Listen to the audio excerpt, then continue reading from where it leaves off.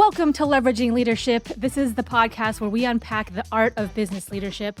I'm your host, Emily Sander, C-suite executive turned leadership coach. And today we are talking about the art of the Swizzle. And Swizzling helps you and your team be more creatively resourceful. So tapping into all the different resources you have. And you're probably not tapping into every single one that you have right now. So by the end of the episode, you will be able to get closer to that. If you're sitting there going, Swizzle, I haven't heard that in executive leadership before. Swizzle, is that a word? It is a word. It's a word that I made up a few years ago. And the way it came up was I actually blurted it out to my team. We were racing around and we were trying to get this deck ready to go for a presentation we had that afternoon. And in my head, I knew that we had the information and content in 3 other PowerPoint presentation decks that we had done before for like a board meeting, a client meeting, and then another internal meeting for a different group. So in my head, I knew we had this. And I was like, guys, just swizzle the 3 decks together and make a new deck for our one this afternoon. And by context, they actually knew what I was talking about. And what I meant was take the best slides from each of the previous 3 decks, take the most relevant information, put them in a new deck, format it and reorder it and make it flow together so it's a new deck. And so by swizzling the slide decks together, we had the deck we needed for the presentation, and the concept of swizzling was born. And it's been really fun for me throughout the years because after that, my team caught on and started using that word or variations of it. So they would say it back to me like, oh yeah, like we can swizzle that together. Or like, oh, what if we swizzled this, this, and this? And they would just say it out of practice. I even heard one of my executive colleagues say it at a board meeting in a pretty serious setting when things were a little bit tense with our board members. And she was like, yeah, I can swizzle that together for you. And I had to stifle a laugh and stifle a smile. So swizzling has taken off in the groups I've led. And by context, hopefully you know. But I want to give you 3 more to hit this point home and also give you a few different ways to think about it and a few different perspectives to use it. So let's jump right in. The first one I like to share is when I was listening to this podcast with Floyd Mayweather. And Floyd Mayweather is this champion boxer. And I'm not into boxing. I don't watch it. You don't want to see me box. I've never trained for boxing. But they were interviewing him and they're asking him what makes him the best. Why are you at the top of your field? What makes you a champion boxer? And they were trying to dig in and say, is it like a secret training routine you have? Is it a special diet, your sleep schedule, like all these things? And finally, he said, no, it's my adaptability. It's my ability to adapt to any opponent, to any round, and even to any punch better than anyone else. And that's what makes me the champion.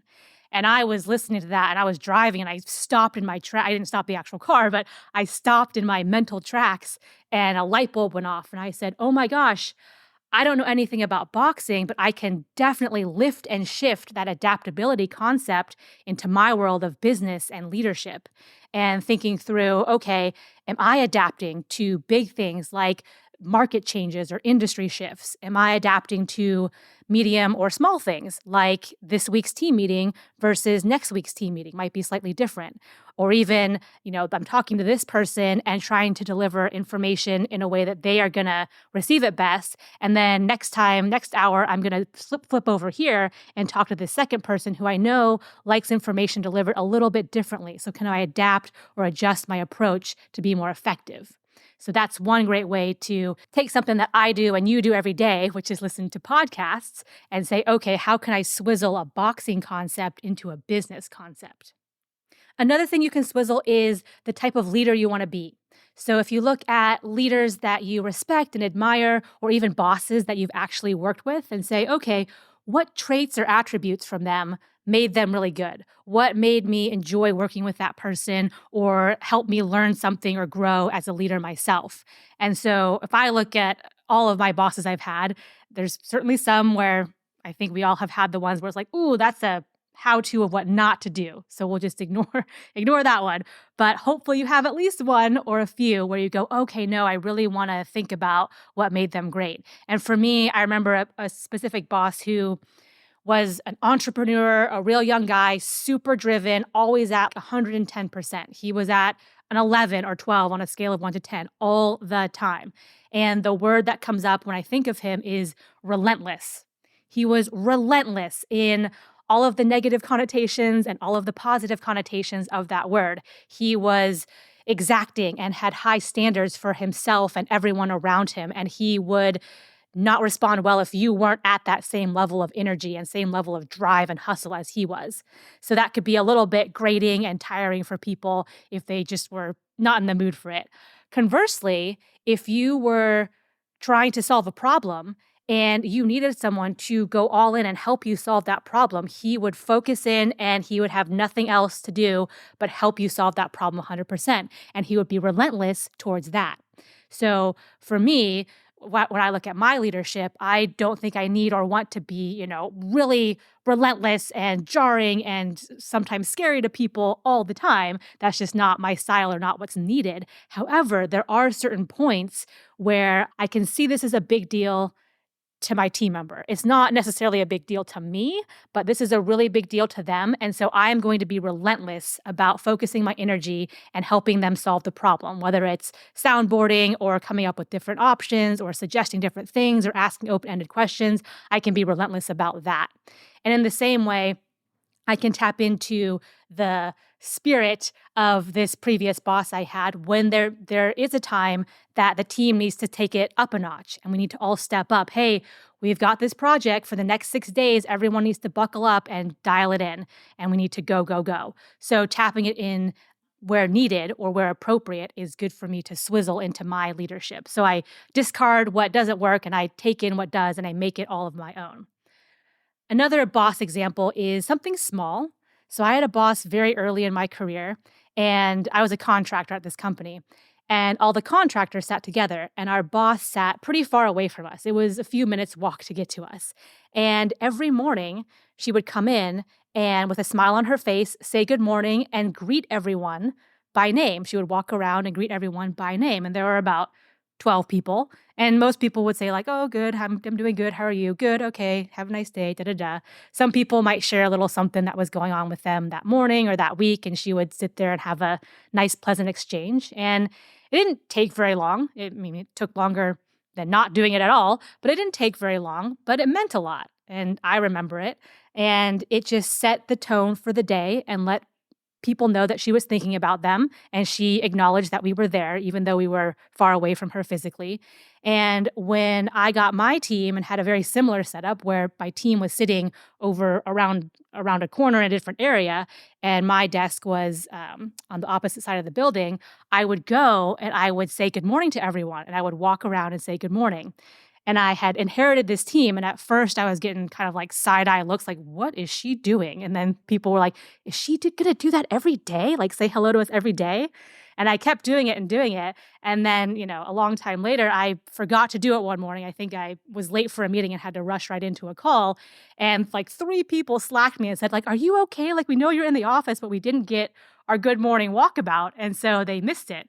So little things like that you can incorporate and swizzle into your own leadership style or leadership presence from previous bosses or from leaders that maybe you don't know, but you have read about or listened to interviews with. All of those things can be incorporated as well. And the last example here comes from the weight training world. So I grew up playing sports. I've always been active. I've been super into fitness. And for a while there, I was really into the Olympic lifts at the gym. So squats, deadlifts, overhead press, things like that, kind of CrossFit type fitness. And I really wanted to get good at it and optimize my training. And so I would study the science behind it. And when you dig into it, there's these things called volume landmarks. And the one we'll talk about today is called the maximum recoverable volume. So MRV. And it's kind of what it sounds like, maximum recoverable volume. It is the absolute most training that your body can take in before it can't recover before its next workout. So your MRV is the absolute max or top you want to hit. And if you go over your MRV, you're actually doing junk volume. You're doing your reps, you're lifting the weights, you're working hard, but it's not doing anything for you. It's not helping you get stronger or bigger or anything like that. And there comes a point when you're doing so much junk volume, it actually hurts you. So it actually injures you in that session itself, in that workout itself, or it sets you up for a higher likelihood of being injured the next time you work out. And when I read about this and learned about this, I thought, oh, this is cool. I'm going to be able to really optimize my training and set up my programming and sequencing of how I worked, build up to my MRV, peak at that point, and then taper off so I don't hurt myself, but really push myself to get there at certain points. And then it dawned on me that this has a huge crossover to the work world in terms of not burning ourselves out. There's plenty of times where we might be staying late at the office or working late, and realizing that there is a point of diminishing returns. There is a point where it's midnight and I could push forward, but my brain just feels like it's leaving my body. I don't have anything left. I'm stepping on the gas. I'm going on fumes. We've all had that feeling, right? So there is that tipping point where it's better to, instead of pushing on from midnight to 4 a.m., like you could do that. You could down Red Bull and like double fist coffee, but you're hurting yourself. You're not doing any good. Your quality of work is not getting any better. And there comes a tipping point where it's actually hurting you. So there comes a point where you will no longer be able to recover before your next work session. So in this case, if you push from midnight to 4 a.m. and then you don't get great sleep and you have to be back up the next day, well, your next session of work and working on that project suffers. You would have been better to say, okay, I've gone all I can do today. It's midnight. Let me go home. Let me go sleep, or just let me go do something else, and then rest and recover and come back with fresh eyes and a fresh brain and get the most quality I can out of that next work session. So in both cases, in that weight training case and in the working late on a special project, you want to stay in the game. That's the name of the game. You want to stay in the game. So it's not let me burn myself out as hard as I can, as quick as I can. It's let me take the big picture in mind, and how do I pace myself and keep myself in this for the long term? And also, how do I get the most quality work out of what I'm doing? Okay, so there were 3 examples of swizzling. So we're taking the best component out of an item or an area and then incorporating it into a new or better thing. A note here is swizzling is uniquely applied to a situation. So each situation might require something slightly different than the last one. And it's also uniquely applied by an individual. So for instance, what I might look for from previous bosses and what suits my leadership style might be completely separate from one of my colleagues. All right, takeaways for this episode. Look for opportunities to swizzle in different areas of your life. And if you're kind of already doing this, saying like, Emily, I think I already do this, that's great. Actively look for these opportunities, set the intention to do it, and even more will pop up. And they should be everywhere. You can look for things at the grocery store or at the airport or even a billboard, anything that might give you an idea and say, oh, I could actually incorporate something like that or from that in our PowerPoint presentation at work, or something at work might just tilt your thinking a little bit to find a creative solution on something else you're working on outside of work. And there also might be something that would make a big difference with your personal growth. So just something that gives you a paradigm shift or an aha moment to see something in a brand new way.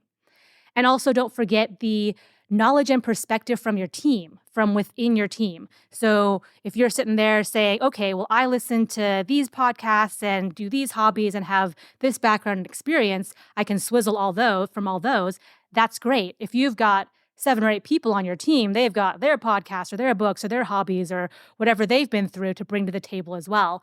That can be a huge point of conversation and discussion and bringing all those things out on the table to help you as a team and as a group be as resourceful and creative as possible. Okay, so that is the Swizzle concept. And it just actually made me think of one of my favorite books and one of my most recommended books to leaders, which is called Team of Teams by General Stanley McChrystal. And it talks about his time in Iraq and Afghanistan fighting the Al-Qaeda insurgents. And he had to make his military machine that was big and monolithic and very efficient but bulky into a nimble, adaptable team of teams. But just a note for myself and a quick teaser for you, I'm going to do an episode recapping that book, which will be another example of swizzling adaptability. All right. Well, thank you so much for listening. I really appreciate all of the people and their support out there. And I will catch you next week on Leveraging Leadership. This episode is brought to you by Next Level Coaching. If you or anyone you know would like to learn more about executive leadership coaching, please visit www.nextlevel.coach.